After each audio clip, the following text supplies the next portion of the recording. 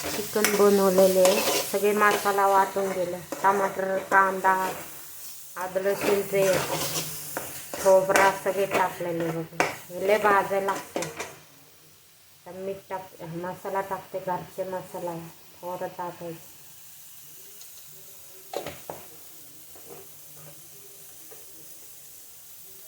थोडंसं मीठ टाकायचं.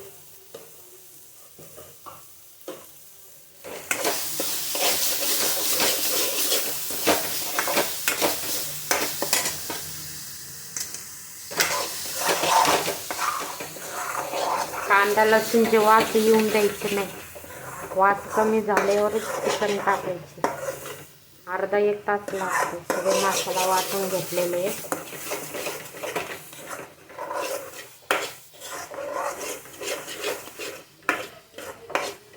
बघा आता कसे वाटते.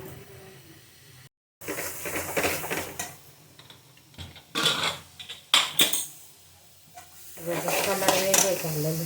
बघा चिकन टाकते कुकरमध्ये शिट्टी दिलेली.